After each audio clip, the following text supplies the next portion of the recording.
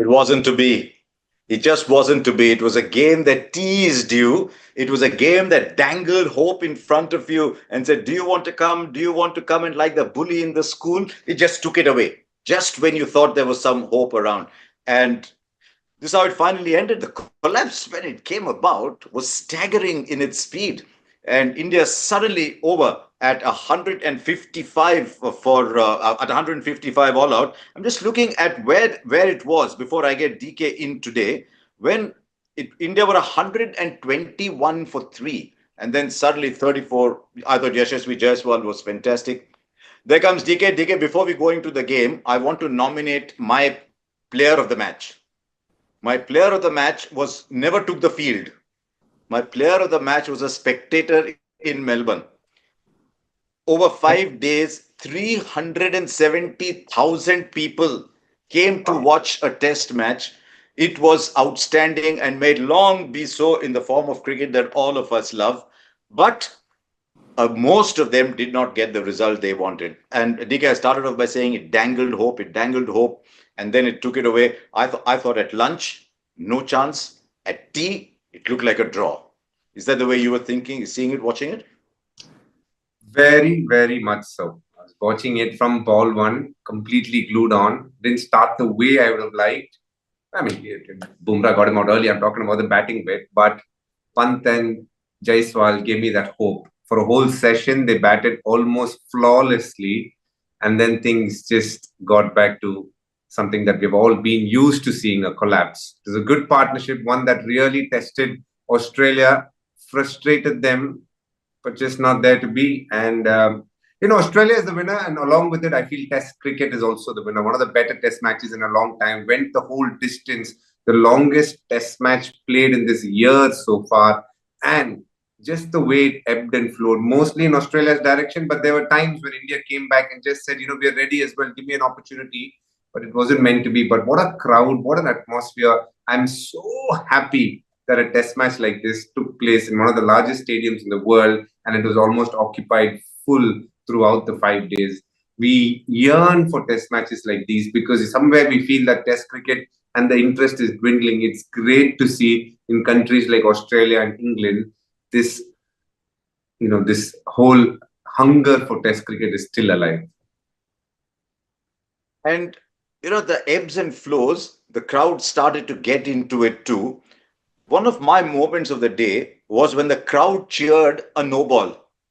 One more run. The crowd cheered a no ball. One more run. But yeah, we'll come straight to where the game changed. There will be a lot of talk about Rohit's poor run. There'll be a lot of talk about Virat's dismissal. But I thought the game changed in that one moment after tea. I was watching the game, and DK, as you do, you watch the game far more closely than I do. You're seeing something on television. You're seeing the ball, the bowler. But generally, when you get a wider view, you get an idea on the body language. And I promise you, it was becoming flat. The game was drifting away from Australia. And we thought another 10 overs of that partnership, and even Australia would have started to go even flatter. As a result, what happened was Australia were able to close the game till it came to a point when India were not going to go for it. But at that point, India needed wickets in hand.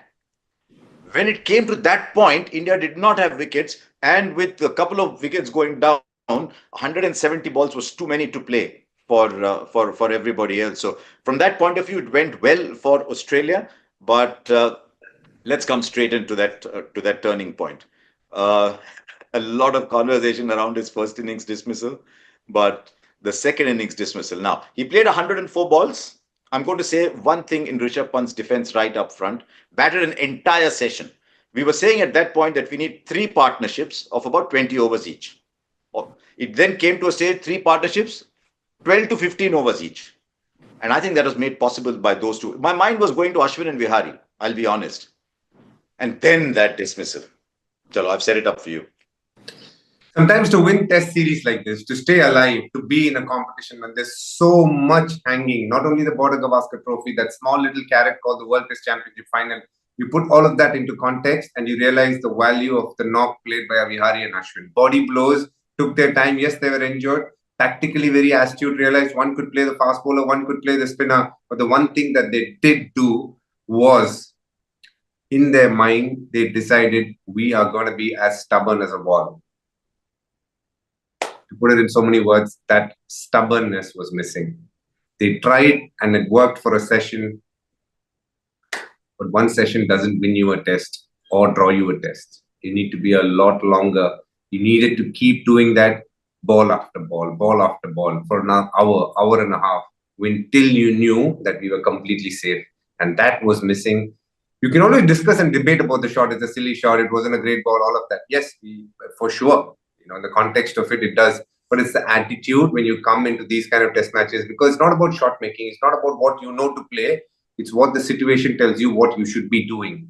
And did the batters do that? No. As a team, they collectively failed. And this has been going on for a while now. And that's been the hard part about this Indian team. I'll spend a little while on Pant. I actually, in the first innings, I thought, look, this is how Pant plays it. Comes off, he suddenly gets a fabulous 80, 85, playing shots like those. We're all saying, yes, we like it when he wins matches like that for you. So you've got to accept that the odd match will go like that. I thought today they were 10 to 15 overs away from going to Sydney 1-1. Effectively, I mean, Australia would have become flat. They were just starting to wait for the new ball to come. New ball was only 12 overs. I thought at that point, just keep blocking. The odd ball was going past the bat. It wasn't turning that way. It was turning just towards the end a little bit. Little puff started to come off, but batting wasn't looking difficult for a whole session, and that is why I was disappointed today with the shot. As I said, I was a little liberal with the first one, but I could understand the second. But it will not be complete without talking about the player at the other end. And DK, both you and me have been very lucky to see this young kid emerge. I was very curious to see how he would go here, and I think he's passing his test, Jaiswal. He is been outstanding in this series. He's been the batter of the year for India, the find of the year for India in Test cricket. I know he debuted last year. Just the consistency with which he gets runs across formats. I don't think you can stop him playing any format now. He's a superstar. He's ready to take India. He is the bona fide next big thing in India who is going to take Indian batting forward. As simple as that. You go through the records, second in the world for this year, but for India, in the history of Test cricket, third most runs in 1 year. It could have been a bit more, but you got to give credit to him. He's played on some tough pitches as well against New Zealand, but almost all through it all, he's shown why he is so good. On turning pitches, Jaiswal has been good. On green pitches, there were doubts, but he's come out and said, wow, he's a quite the player. We saw him do that in Chennai against Bangladesh on a very damp track where others were struggling, fought it out for 50, a very important innings. And again, when the tempo was required to just go hard, he did that in the second test in Kanpur. And then you rewind to what he's done in Perth in the second innings after a very bad way to get out in the first innings. Flashing drive, again showed his skills. Today, when the team needed it, he was able to go completely on the defensive and try and save India the game. He was doing very well till he got out. He is out. I mean, the word that I would love to use is he is ready to take on the king mantle in terms of how well he has been batting across this series, because along with KL Rahul, he's been our best batter without a doubt. KL Rahul has not had a great test this time around. Yashasvi had a really good one, back-to-back 50s. And when it mattered more, the spotlight was on him. He was in form, again delivered. That is very important, and that is great to see. Yeah, what a lot of us look for in a player is how is he growing? Because in test match cricket, you get thrown into so many different situations. How do you adapt to different situations? And I'm glad you brought up those 3 or 4 different situations. Once when you had to play solid, once when you had to attack. I was very curious to see in Perth how he would recover from that first innings dismissal.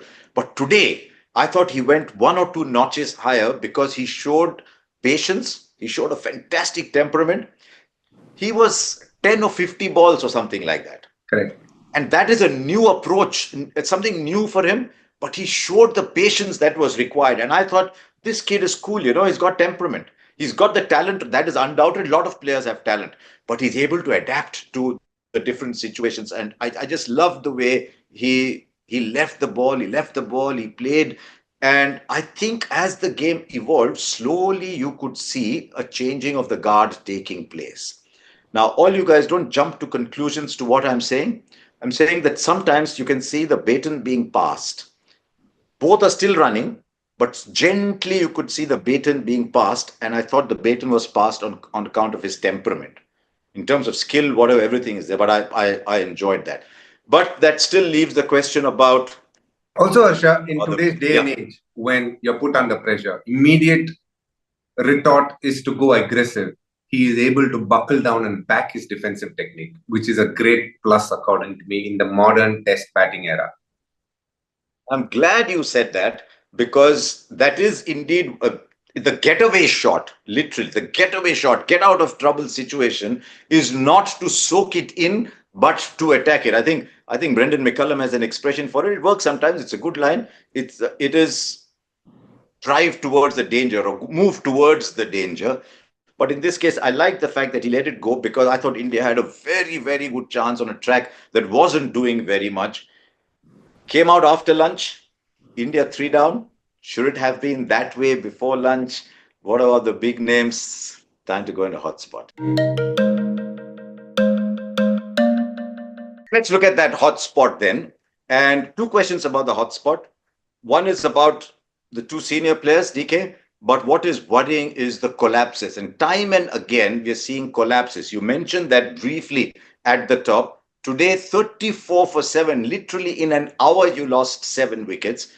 On an earlier occasion, 111 for 9, 68 for 6 against New Zealand. No, I'm not. That series never happened. I don't even want to look at it. That was terrible.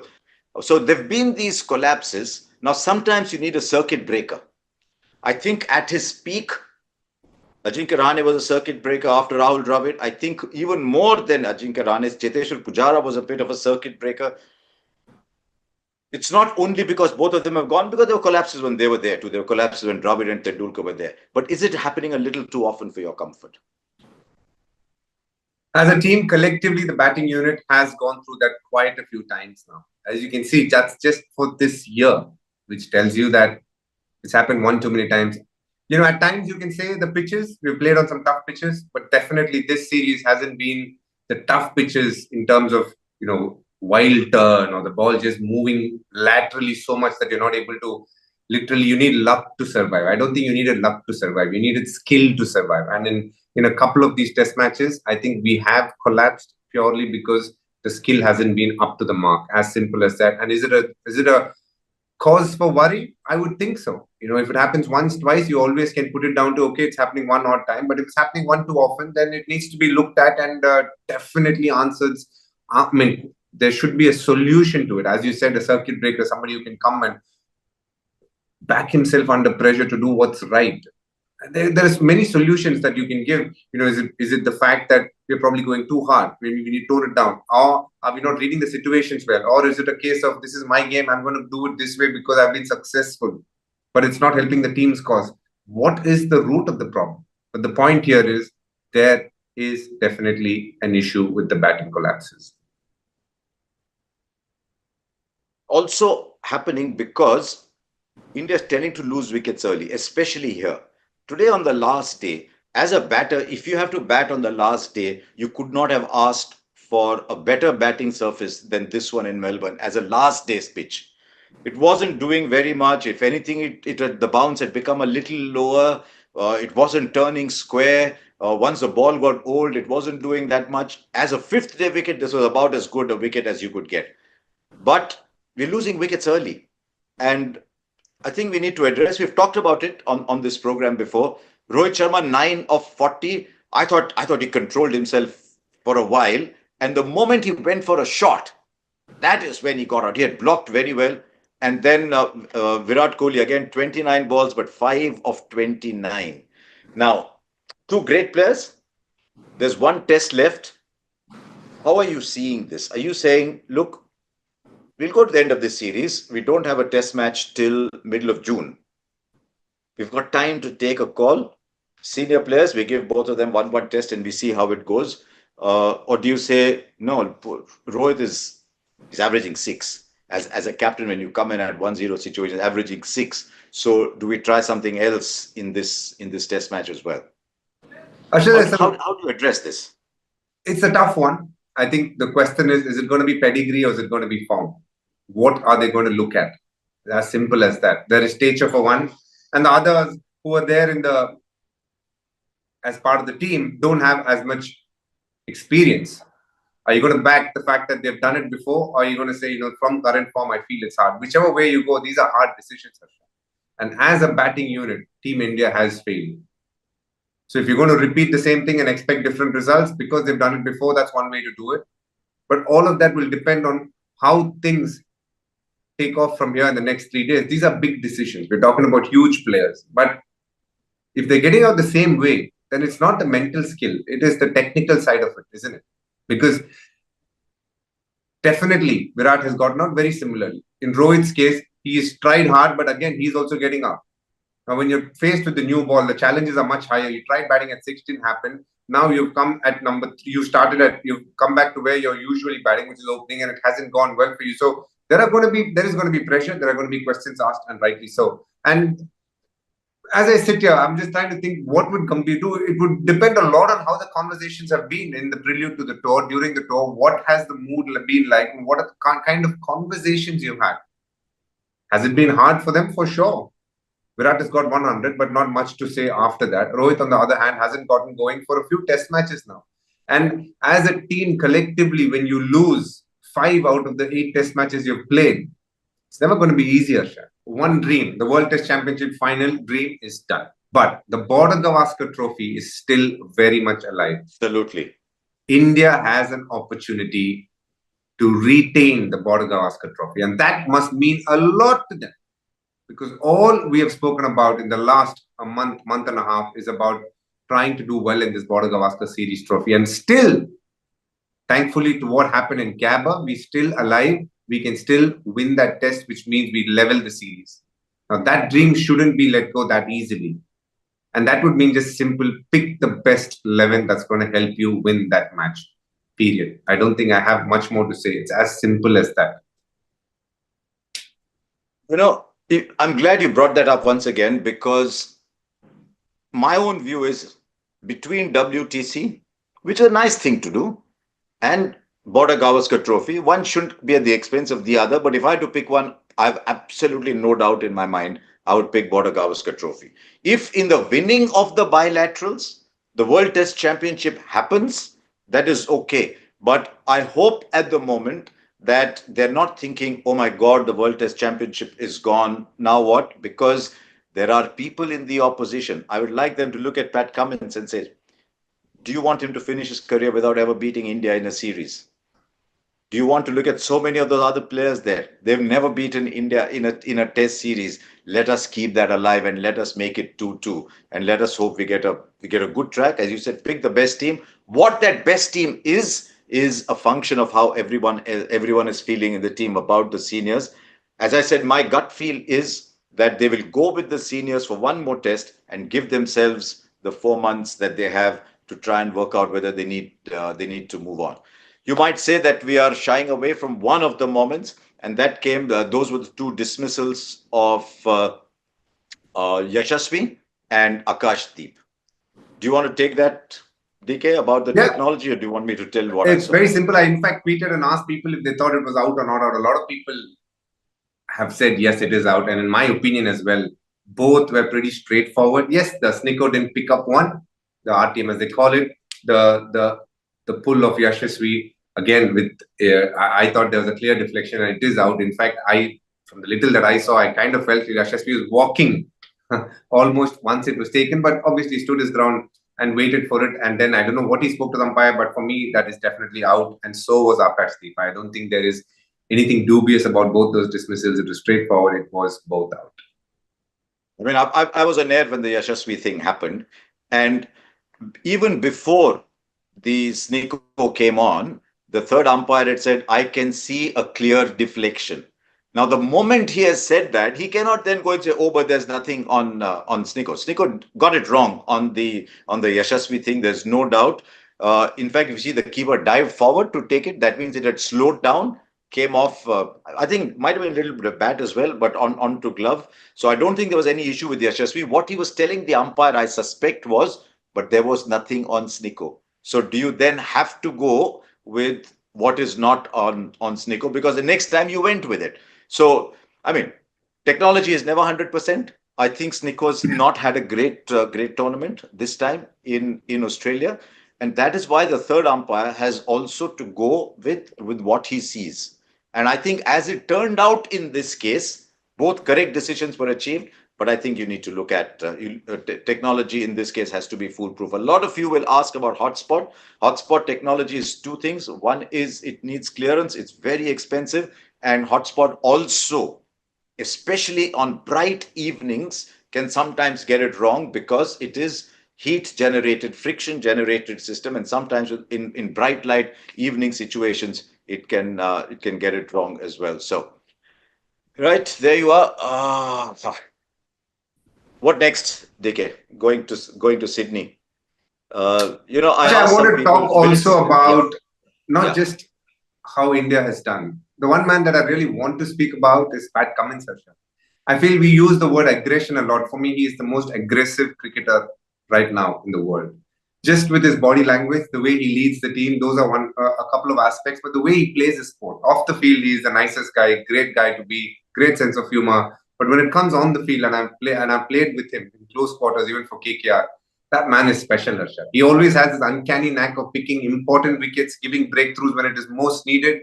Arguably one of the best fast bowlers in the world. But what has impressed me most is the leader that he is. He leads by example. In a lot of the pre-match shows, a lot of times questions are asked, and as always, they're asked about Indian players and this and that. You should see some of the answers that he gives. It's very plain, bland, but one that he says, one where he doesn't credit the opponent too much because he knows he's going to be playing them in a couple of games, in a couple of days for that matter. I've really liked how he's gone about answering those questions.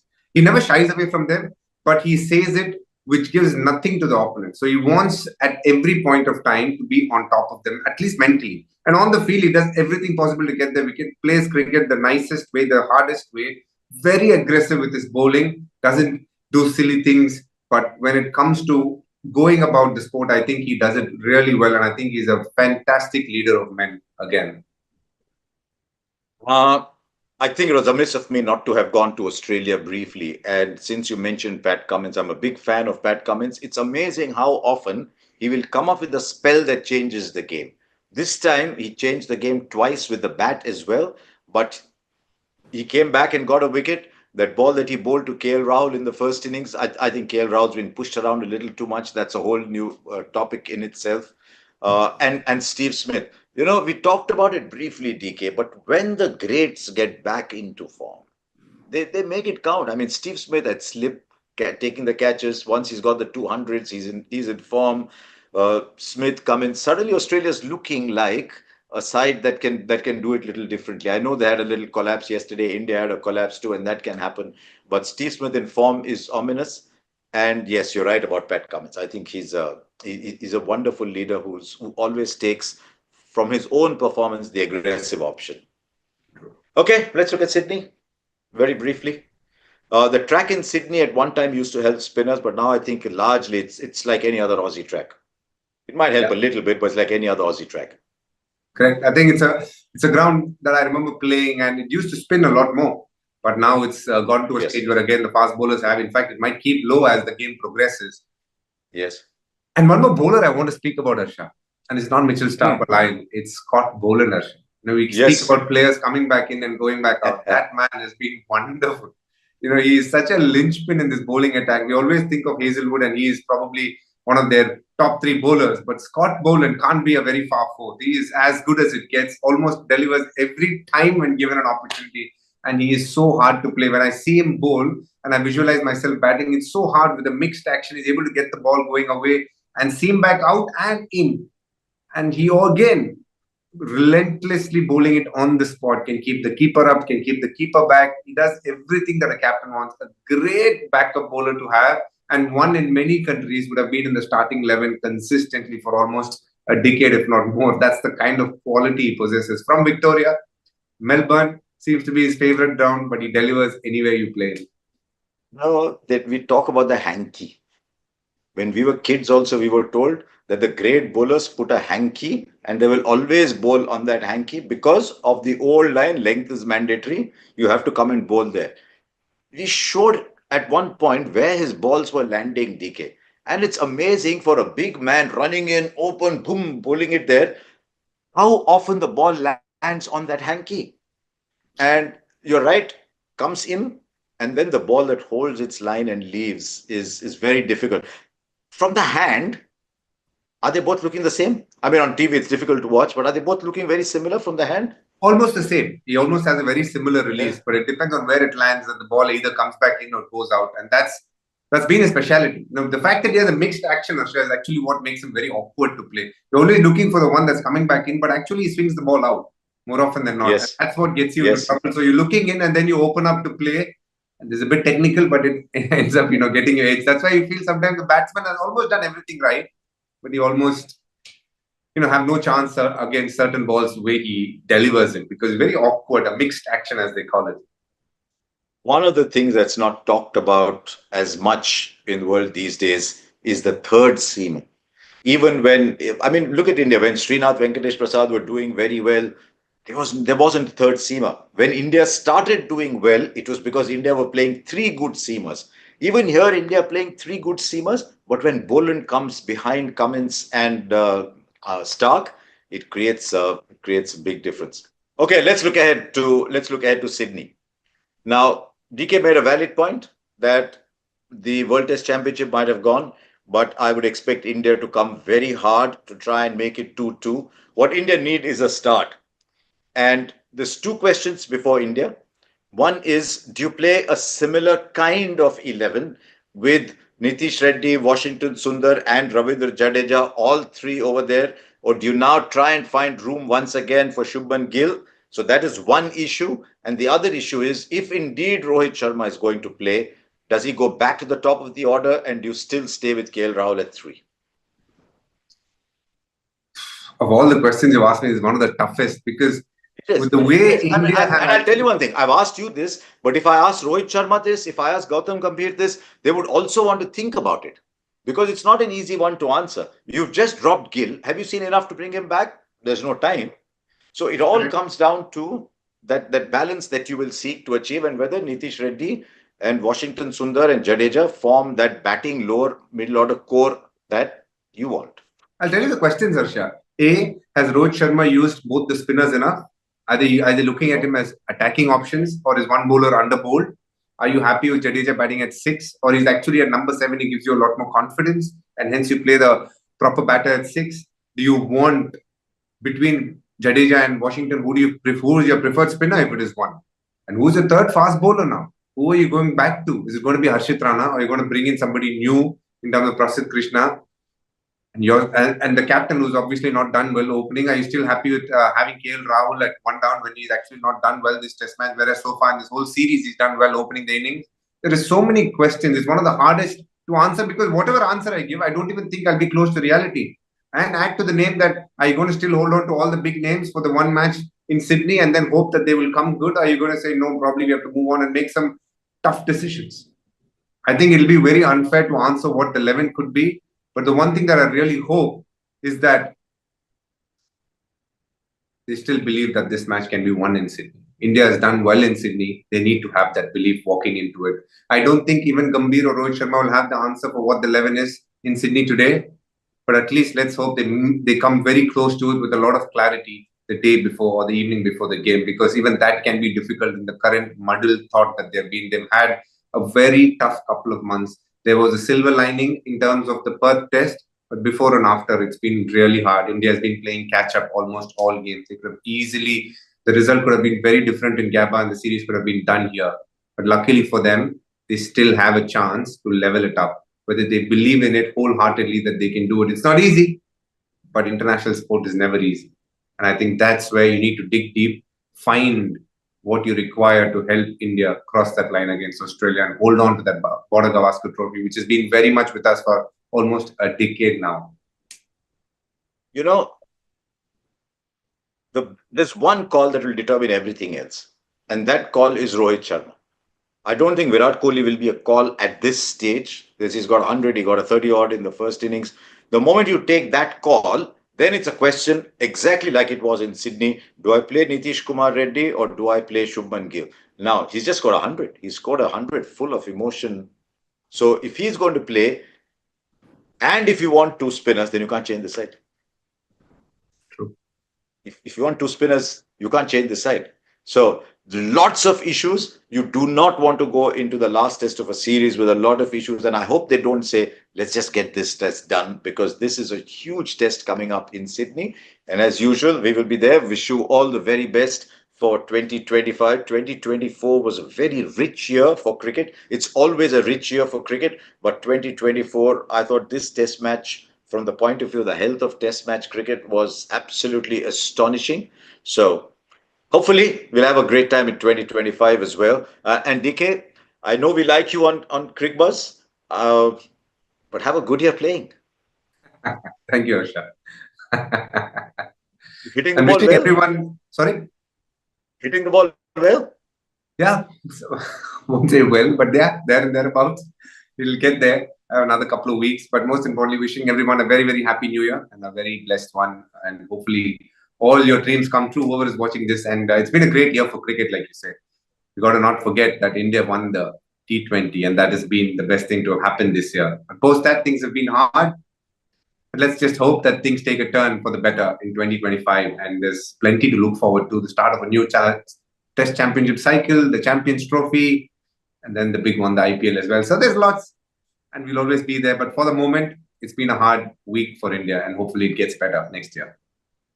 Yes, there will be. There's a lot to look forward to.